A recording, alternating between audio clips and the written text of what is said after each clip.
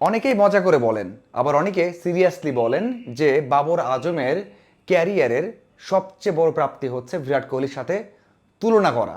মানে মাঝে মাঝে যে তুলনা হয় বা তুলনা করে সবাই, এটাই তার ক্যারিয়ারের সবচেয়ে বড় সাফল্য।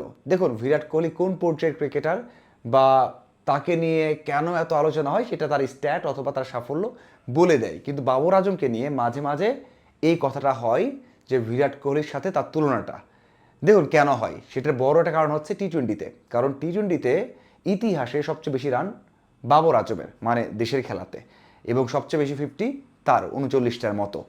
এই যে সাফল্য বা এই স্ট্যাটটা বলে যে হ্যাঁ, একটা জায়গাতে বাবর আজম এগিয়ে আছে।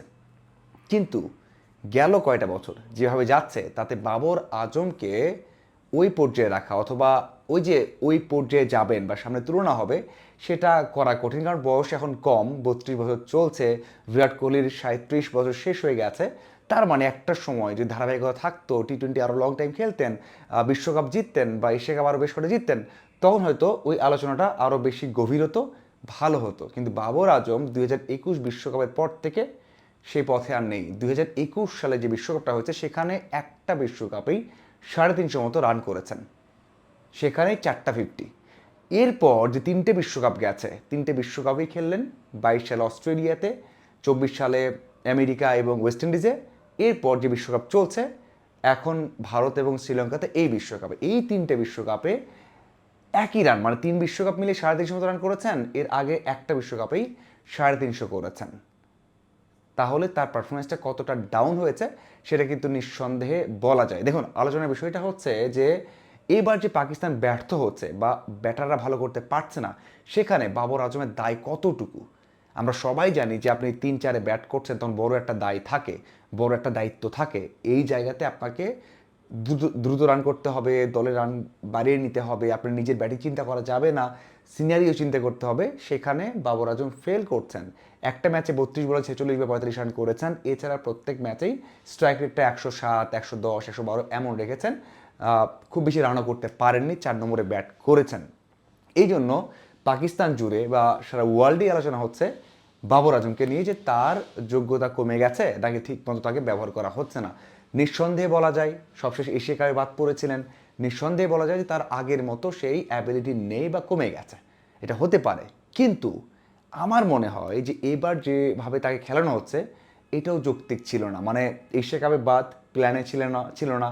এরপর অস্ট্রেলিয়ার সাথে খেললেন, ওয়ার্ল্ড কাপে আসলেন, এবং সবচেয়ে বড় বিষয় হচ্ছে 4 নম্বরে ব্যাট করাচ্ছেন। এখন পর্যন্ত ক্যারিয়ারে মাত্র 8 বার এই 4 নম্বরে ব্যাট করেছেন। সবচেয়ে বেশি 73 বার ওপেনিং করেছেন, 40 বার করেছেন 3 নম্বরে ব্যাট করেছেন। এবার বিশ্বকাপে এসে 4 নম্বরে ব্যাট করছেন। এই যে ব্যাটিং অর্ডারটা চেঞ্জ, আপনি বলেন ভাই একটা দুইটা চেঞ্জ তো মেনেই নিতে হবে। ফখর জামানকেও সেই কাজটা করা হয়েছে। পাকিস্তানের যে ব্যাটিং লাইন আপটা যেভাবে সাজানো হয়েছে, এখানে হেসেনও দায় থাকতে পারে, কোচ মাইক হেসেন যিনি রয়েছেন দায় থাকতে পারে। কারণ আপনার টপ অর্ডার ব্যর্থ হচ্ছে। সাহেবজাদা ফারহান ভালো করছেন, সামি আয়ুব পুরোটা ওয়ার্ল্ড কাপ ব্যর্থ হয়েছেন, সালমান আগা পুরোটা ওয়ার্ল্ড কাপ ব্যর্থ হয়েছে, মাত্র একটা ম্যাচে 20-এর ওপর রান করেছেন, 24 বা 25 করেছেন। সামি আয়ুবের একই অবস্থা, একটা ম্যাচে মনে হয় 20-এর মতো করেছেন, বাকি সব ম্যাচে 7-0-3 এমন রান করেছেন। এরপর ফাকর জামানকে যখন মিডল অর্ডারে নিয়ে যাওয়া হয়েছে টপ অর্ডার থেকে, তখনও ভালো করতে পারছেন না। সবার অবস্থা খারাপ, সাথে বাবর আজমকে 4 নম্বরে নেওয়া হয়েছে, এবং তার এই যে ব্যাটিং অর্ডারে সবাই খারাপ করছেন, তার ইম্প্যাক্ট কিন্তু দলে পড়ছে। বাবর আজম খারাপ করছে 100% ঠিক, কিন্তু তাকে যেভাবে ব্যবহার করা হচ্ছে, যেই নির্দেশনা দেওয়া হয়েছে, যেটা কখনোই করেনি, সেটা তার ইম্প্যাক্ট ফেলছে এবং বাদ দেওয়ার মতো পারফর্ম করছেন। হয়তো বা এই বিশ্বকাপের পরেই টি-20 থেকে অবসর নিতে পারেন বা টি-20 সেট আপতে বাদ পড়তে পারেন, কিন্তু শুধুমাত্র তার দোষ আমার মনে হয় না। পুরোটা ব্যাটিং লাইন আপটা কোনোভাবেই তারা কাজ করতে পারছে না। নওয়াজ ভালো করছেন, সাদাব খান ভালো করছেন, অথবা পরের দিকে কেউ কিছু রান করছেন বলে এই বিশ্বকাপে কিছু রান হচ্ছে। যে রানটা করার কথা 180, 90, 200, সেটা করতে পারছে না। যারা করছেন তারা কিন্তু খুব কন্ট্রিবিউশনে করছেন, বা শাহজাদা ফারহান 2টা ম্যাচে ভালো করেছেন, একাই ম্যাচটা অনেক দূরে নিয়ে গেছেন, এই ম্যাচেও নিয়ে গেছেন। তো সেখানে আমার মনে হয় বাবর আজম অবশ্যই বড় একটা সমস্যা। গত 3টে বিশ্বকাপে প্রথম বিশ্বকাপের মতো ভালো করতে পারেননি, 21-এর মতো।